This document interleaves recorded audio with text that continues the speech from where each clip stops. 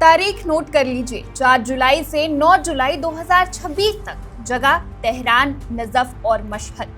मौका एक ऐसे नेता की आखिरी विदाई जिसने लगभग 4 दशकों तक न सिर्फ ईरान बल्कि पूरी दुनिया की सियासत को अपनी उंगलियों पर नचाया।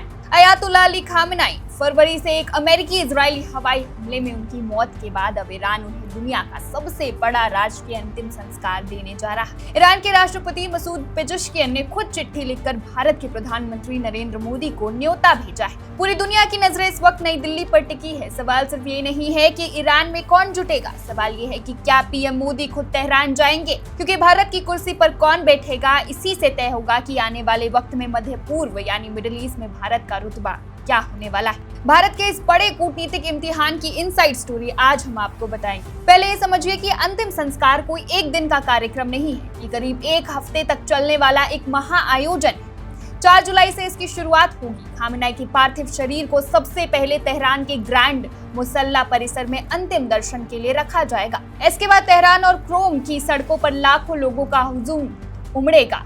बात सिर्फ ईरान तक नहीं रुकेगी, उनके शव को इराक के सबसे पवित्र शहरों नजफ और करबला भी ले जाया जाएगा, जहां विशेष प्रार्थनाएं होंगी। और आखिर में 9 जुलाई को खामेनी की पैतृक शहर मशहद की मशहूर इमाम रजा दरगाह में उन्हें सुपुर्दे खाक किया जाएगा। ईरानी अधिकारियों का मानना है कि इसमें लाखों नहीं बल्कि करोड़ों लोग जुट सकते हैं। लेकिन ये सिर्फ एक विदाई नहीं है। युद्ध की आग में झुलस चुके मिडिल ईस्ट में ईरान इस आयोजन के जरिए अपनी ताकत का कूटनीतिक प्रदर्शन यानी डिप्लोमेटिक शो ऑफ स्ट्रेंथ करने जा रहा है। अब आते हैं असली मुद्दे पर। ईरान चाहता है कि भारत इस ऐतिहासिक पल का गवाह बने, लेकिन भारत के सामने एक बड़ा धर्म संकट है। आखिर भारत की तरफ से वहां जाएगा कौन? जरा इतिहास के पन्नों को पलटते हैं। मई 2024 में जब ईरान के तत्कालीन राष्ट्रपति इब्राहिम रईसी की एक हेलीकॉप्टर हादसे में मौत हुई थी, तब भारत ने बकायदा एक दिन का राष्ट्रीय शोक घोषित कर दिया था।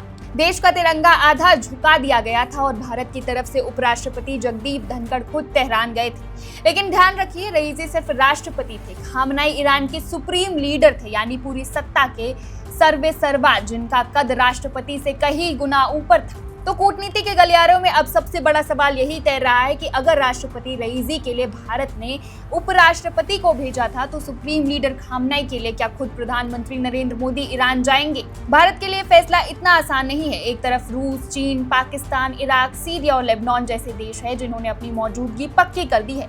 दूसरी तरफ अमेरिका और इजराइल जैसे देश है जिनकी नजरें इस बात पर टिकी है कि भारत क्या रुख अपनाता है। हालांकि भारत और ईरान के रिश्ते सदियों पुराने और बेहद मजबूत हैं। हाल ही में जब पश्चिम एशिया में 40 दिनों तक भयंकर संघर्ष चला, तब भी पीएम मोदी और विदेश मंत्री एस जयशंकर ने ईरान के नेतृत्व के साथ लगातार बातचीत जारी रखी थी। अभी कुछ ही समय पहले ईरान के विदेश मंत्री अब्बास अरागची खुद नई दिल्ली आए थे, ब्रिक्स की बैठक में हिस्सा लिया और पीएम मोदी से भी मुलाकात की। यानी दोनों देशों के बीच कूटनीतिक रास्ते पूरी तरह खुले हुए हैं। भारत हमेशा से स्ट्रैटेजिक ऑटोनॉमी की नीति पर चलता रहा है। इसका सीधा मतलब है हम दुनिया के हर देश से अपने फायदे के लिए बात करेंगे, लेकिन किसी के दबाव में आकर कोई भी फैसला नहीं करेंगे। हम किसी के मोहरे नहीं बनेंगे। साल 2026 में खामेनी का यह अंतिम संस्कार भारत की इसी नीति की सबसे बड़ी परीक्षा है। अगर पीएम मोदी खुद जाते हैं तो ये ईरान के साथ एक नए युग की शुरुआत होगी, लेकिन इससे वॉशिंगटन और तेल अवीव में भौहें तन सकती हैं।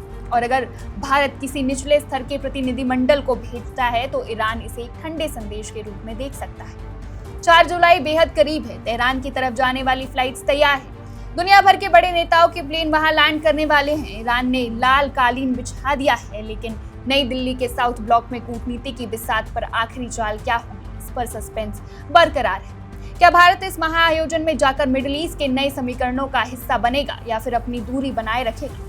जवाब जो भी हो, लेकिन एक बात तो तय है, भारत का ये फैसला आने वाले कई दशकों तक भारत और ईरान के रिश्तों की कहानी लिखेगा। आपकी इस पर क्या राय है? क्या पीएम मोदी को खुद ईरान जाना चाहिए? अपनी राय हमें कमेंट बॉक्स में जरूर बताएं। फिलहाल बस इतना ही। देश और दुनिया की तमाम बड़ी खबरों के लिए बने रहिए वन इंडिया हिंदी के साथ। Subscribe to One India and never miss an update. Download the One India app now.